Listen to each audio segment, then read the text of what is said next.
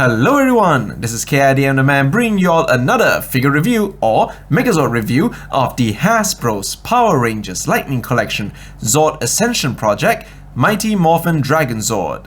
It is finally after the 1st of October, which means I am now allowed to post this particular review. And it's not because of how I want to stylize this particular review in my own particular standards, which is why it's slightly a bit delayed. Now here you have the Dragonzord along with his accessories. I have a feeling this is going to be a very long video. So what we're going to do here is that we're going to take a good look at the Dragonzord first, his accessories second, and then maybe we will include some special segment at the end of this video. Now let's get the Megazord to stop spinning around first, move his accessories aside, and take a closer look at the Dragonzord. Fair warning though, there's going to be a potential shaky cam, or a shaky Megazord. Now in case you were wondering, yes, this is my second copy of the Dragonzord. If you would have noticed from the unboxing segment, you would have seen that there is something amiss. His left kneecap was missing. So basically after that unboxing segment, I immediately drove back to my dealer's shop the very next day, picked up the second copy, and that's what you are seeing right here. I'm basically allowing the figure to turn around so that you can get a good look at it in a much more closer view. As this is my first ZAP Megazord, I gotta say, the painting and the sculpting of this Megazord is amazing. I honestly did not want to buy a ZAP Dino Megazord and a ZAP Dragonzord because I'm kinda already bored of the whole Mighty Morphin era. But since ZAP landed in Malaysia very early, I feel that it is my duty to show you how beautiful it is. I actually skipped out on a lot of news on how the ZAP Megazord would look like, so when I unboxed it for the first time, I was very surprised that it came with chrome plastic. However, it does concern me that the chrome on this Megazord will eventually chip if you're not very careful. I'm gonna be using the turntable a lot for this particular review. In Zord Ascension project fashion, Hasbro has taken some liberty in redesigning this entire Megazord, whilst following the traditional look of it. If the original Megazord was any indication, you will see some original designs or extra details that you would not have seen on the show, since it was literally a man in a rubber suit. But surprisingly enough, with that creative design, we got some nice chrome on this particular Megazord. You're definitely gonna get your greasy fingers all over the chrome plastic. But that's okay, because you can just take some soft cloth just so you can wipe it off.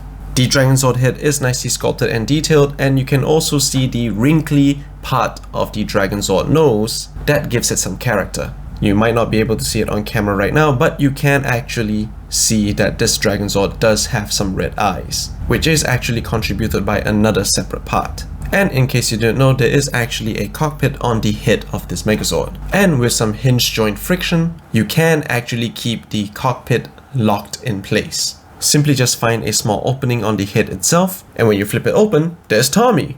Despite the cockpit area being very small, it is as detailed as it can be. From the side, you get a clearer view of the particular red eyes on the Dragonzord. Not only that, you get to see the nice chrome horn on the Dragonzord itself. Plus, Hasbro has included the gold accents on the pattern of the Megazord, as well as some nice emerald green or metallic green and some gold paint. Again, since the plastic on the head fin is made out of chrome, you really have to be careful when you're doing any kind of transformation or any kind of posing, as the chrome might chip off. But look at how shiny it is. Now, in case you didn't know, I'm more of a design focused kind of guy, because that's why we are paying a premium for. I can't say this enough, but the chrome on the Megazord is very reflective, where you can literally see me waving right at you from the reflection. But enough about that. Other than the chrome on the chest, you can also see that the surrounding orbs in the middle of the chest is made out of clear translucent red plastic, which is clearly paying homage to the original Dragonzord, where the middle of the chest has some electronic functions. Basically, it lights up and plays some nice sounds. The premium design is consistent on the side arm of the figure, or basically the chest of a certain mold. Still nicely chrome and nicely painted. The extra artisanal design of the Zord is consistent throughout the entire waist of the figure. The paint on the Zyuranger Z is nicely applied, and his big thunder thighs does have the additional features on them. The quality of the paint here is consistent, but do be aware that there are some paint discrepancies. That basically relates to the different coats of silver on the upper thighs. The Dragon Coin logo on the side now has a chrome look to it, and that also includes the kneecaps on the Dragonzord. With the amount of chrome available on this particular ZAP Dragonzord, it really does give you the feeling that you are having the original 1993 Dragonzord. Only this time, it's not a brick. As for his feet or dragon toes, there's so many iterations of what the toes color look like, I kind of forgot what the original color is. Is it silver? Is it gold? Off-white? I can't remember anymore. It's debatable whether or not are his toes in the correct color. You still get the same mechanical designs on the lower half of his legs. However, and hopefully the camera picks it up, you might see some different coating finishes of the silver on his legs. As for the bottom of the feet, the consistency of the design continues. This is obviously needed for any transformation sequence. But since the corner of the feet are not raised, and in the event that you are not even going to transform this figure, you really have to be careful, because you definitely are going to get some scuff marks and damage the nice detailed paint. Speaking of potential scuff marks that could be avoidable, you also get his tail. Now depending on how you pose his tail, if you let his tail rest on the floor that it is standing on, you might scuff off the paint on the part of the tail that is resting on the floor. But luckily for us, all of the tail segments are on dumbbell joints, which if you own the Soul of Chogokin version, or the Legacy version, or maybe even the Super Mini Pla version, you should be familiar with this design by now. As compared to the original 1993 version, the tail was still a brick, and the part that connects the tail to the tailbone, it's on a hinge joint. And speaking of joints, I believe it's time for us to check out the new posabilities of the ZAP Dragonzord. The head fin, for transformation purposes, is on a hinge joint.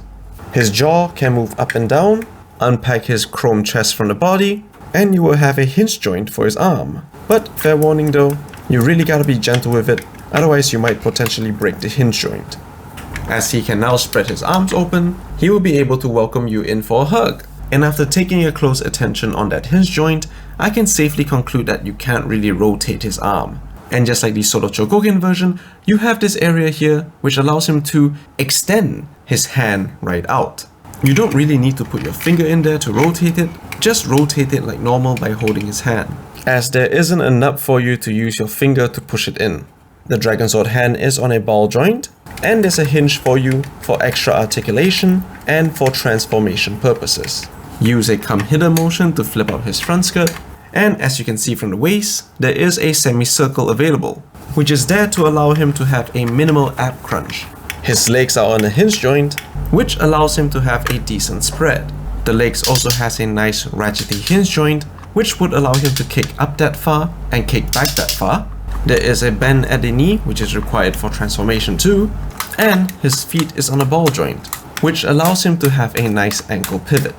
Out of the box, he comes with stiff fingers hands, relaxed posing hands, missile ready hands, some nice semi-cleared missile launch effect piece, which can be inserted in the stiff hands, a familiar accessory for the Dino Staff, extra hands for the Dino Megazord, extra cosmetic pieces, and two 1/44th scale Tommies.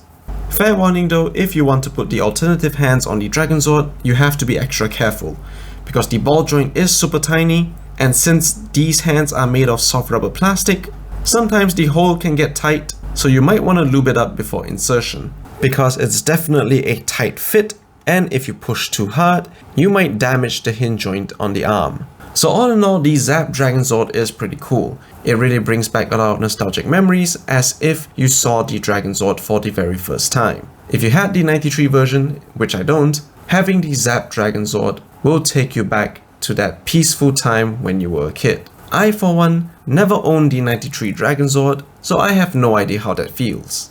But I do own the Legacy version, and I gotta say, in terms of design, the ZAP Dragonzord does beat the Legacy. Even if the ZAP Dragonzord doesn't come with die-cast parts, we do get some nice shiny chrome parts, which kinda makes you want to be careful with this, just so that you don't chip off the chrome parts. Or even worse, scratch it. Since it is nice and light, you won't have to worry about the Zord tumbling over, so that's a plus in my book. Pricing wise, as the economy is going down, I believe that this is a price range that we need to get used to.